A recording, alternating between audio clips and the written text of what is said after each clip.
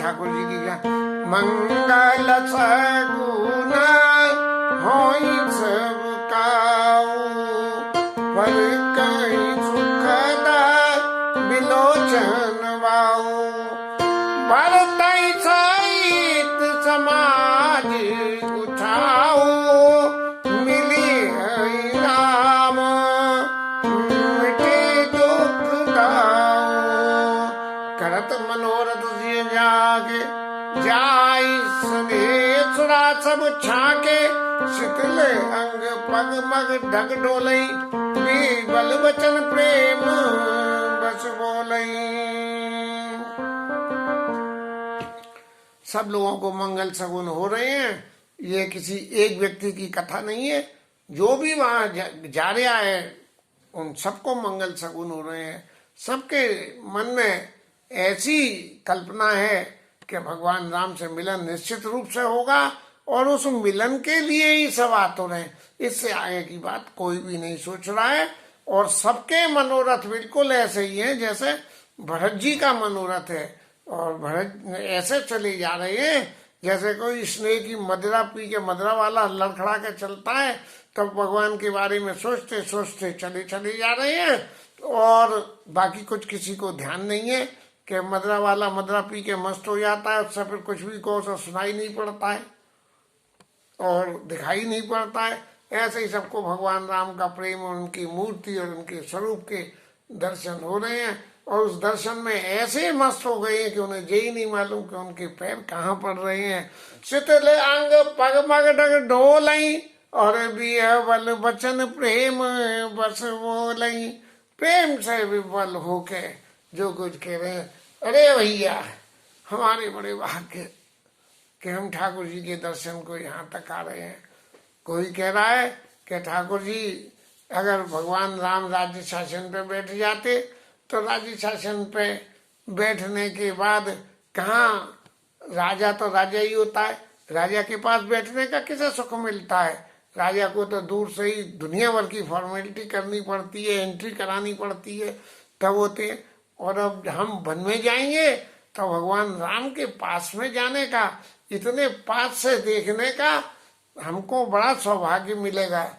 कभी कभी हमें भी बचपन की याद में आती है, रामलीला रोज देखने जाया करते थे और जब रामलीला के पात्रों को बिना वेशभूषा के जब देखते थे तो क्योंकि रामलीला के प्रति तो चित्त में बहुत बड़ी श्रद्धा थी, क्योंकि परिवार के संस्कारों वशीभूत और अपने संस्कारों के वशीभूत भी, तो उन्हें देख के बड़ा मन में सुख होता था कि हमने आज राम जी के दर्शन करें और राम जी के स्वरूप के दर्शन करें।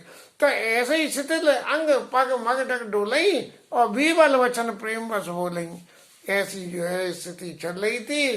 बस उसी समय एक नया अध्याय और शुरू हुआ और जिस अध्याय में निषाद राय ने और राम सखाते समय दिखावा और शैल शिरोमणि सहज सुहावा। राम सखा ने दूर से ही दिखाई दिया, देखो महाराज भरत जी ये जो सामने दिख रहा है ये वही शिरोमणि विंध्याचल का, ये क्या नाम है, चित्रकूट का पर्वत है और इस पर्वत के समीप में जासु समीप सरित पै तीरा और सिय समेत बसियई दो वीरा। और ये इसी पर्वत के पास में नदी के किनारे पे और भगवान सीता जी के समेत वास करते हैं।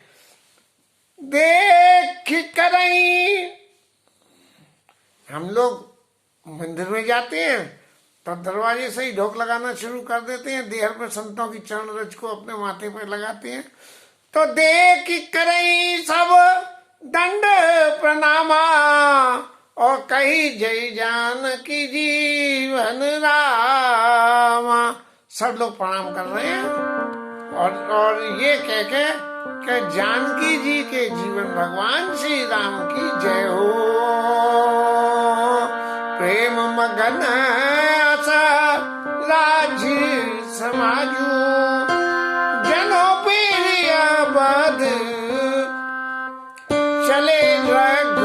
समाजू। सबको मन में ऐसा, उसको पर्वत को देख के ही सुख हो गया, अपने प्रियजन का कुछ भी मिल जाए बड़ा सुख होता है। भगवान राम सबके प्रिय हैं। एक उसमें कहते हैं कि किसी मैया के पियर में अगर कोई पियर का कोई कुत्ता भी आ जाए तो उसे ऐसा लगता है कि उसका भाई आ गया, ऐसा सुख होता है। तो ये तो प्रत्यक्ष भगवान मिल रहे हैं। तो प्रेम मगन असराय समाजू, जन फिर अवध चले रघुराजू।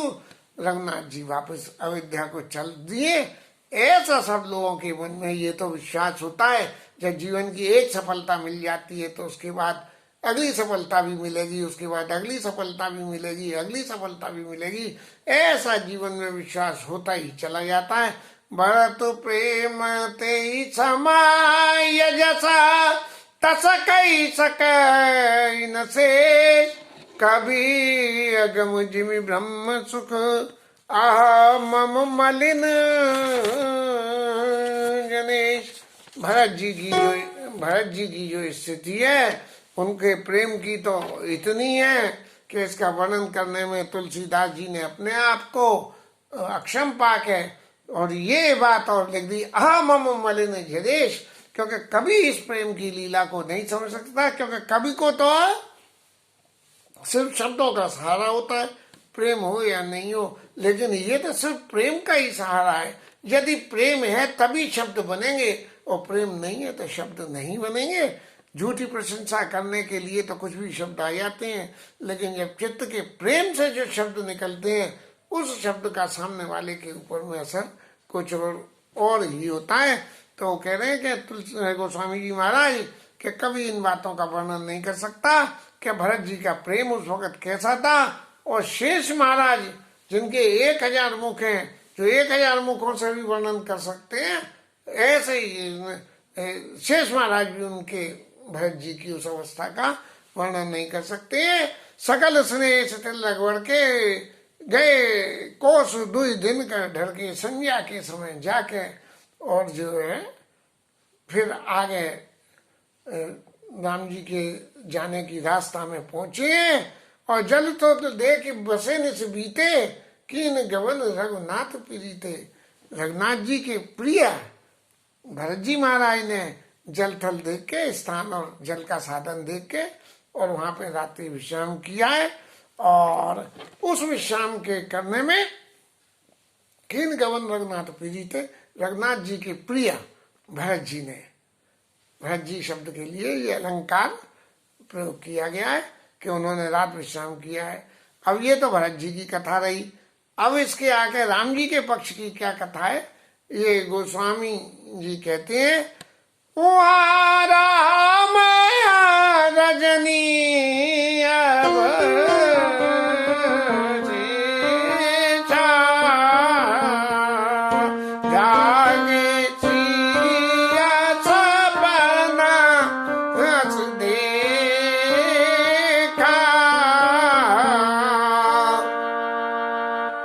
टाइम, सूर्योदय से इमीडिएट पहले का टाइम। और उस वक्त भगवान राम ने एक स्वप्न देखा है। और वो स्वप्न क्या है, जागे वहां राम रजनी जागे सी स्वप्न देखा। सीता जी ने स्वप्न देखा और राम जी जागे हैं, तो उन्हें बता के क्या करें। सहिता समाज भरत जन आए, नाथ वियोग ताप तन ताए।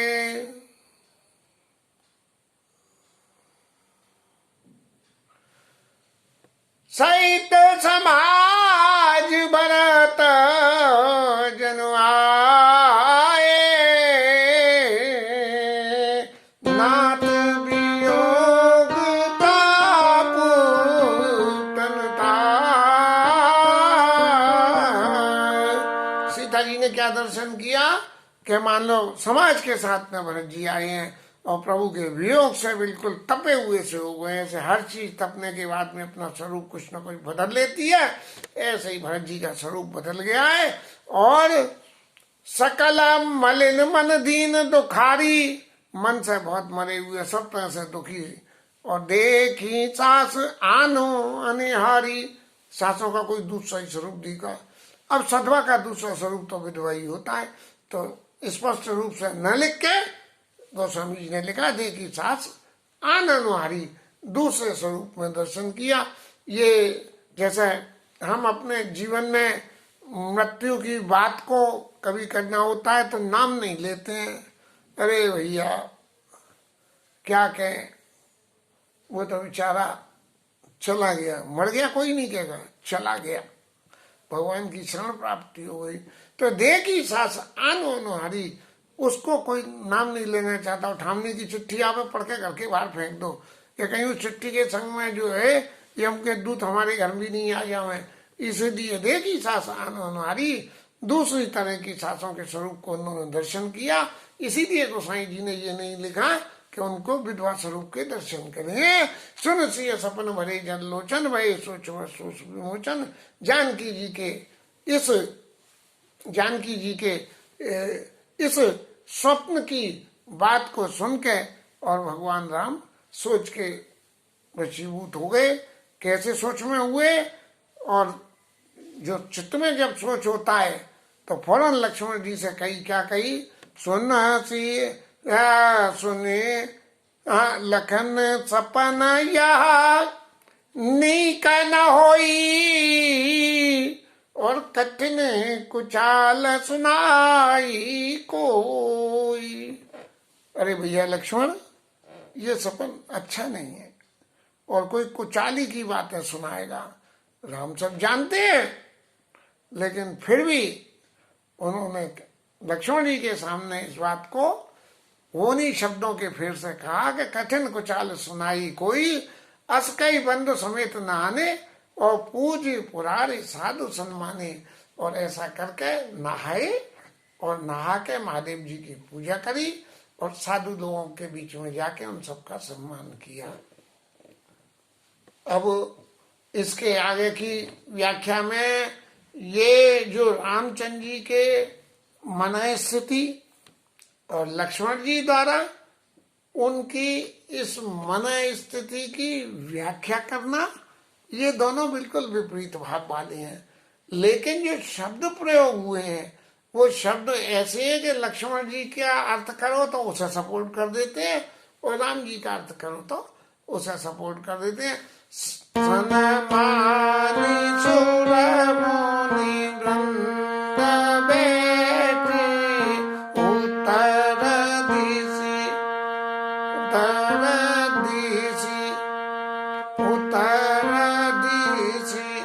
देखता बाए नवभूरि खगा मृगा भूरि भागे, विकल प्रभु आशा मांगे, तुलसी उठे अवलो कि कारण काहसित काहसि, तुलसी उठे अवलो कि कारण काहसित, सखिता वाए सब समाचार की रात खोलन, आई ते अवसर कहे सब समाचार की रात खोलन, आई ते अवसर कहे। देवताओं की मुनियों की पूजा करने के बाद भगवान ने उत्तर दिशा की तरफ देखा, और उत्तर दिशा की तरफ देखते हुए कि पशु पक्षी उड़ते हुए चले आ रहे हैं, धूल उड़ रही है, ऐसी सारी आश्रम को, ऐसी सारी परिस्थितियों को देख के भगवान के चित्त में कि भैया जी धूल काय की है। तभी ये देखने के लिए कि भैया ये धूल काय की है, भगवान अपने आसन से उठ के खड़े हुए और उसी वक्त कोल और किरातों ने आके और सारी परिस्थिति का वर्णन करा। अब कोल किरातों ने जो परिस्थिति का वर्णन करा, उस परिस्थिति के वर्णन में सभी तरह के लोग थे। एक तो समझदार लोग थे जिन्होंने भरत जी की पूर्व स्थिति की लीला देखी, तो उन्होंने तो उस हिसाब से वर्णन किया।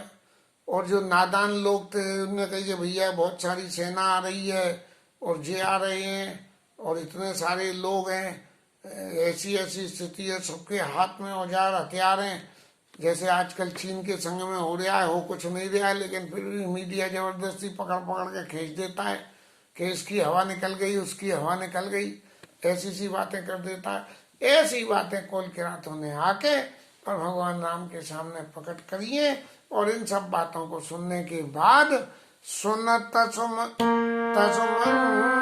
बेन मना प्रमोदात न पुलक बरी शरद सरोवर नैन तुलसी बरे सनी जला।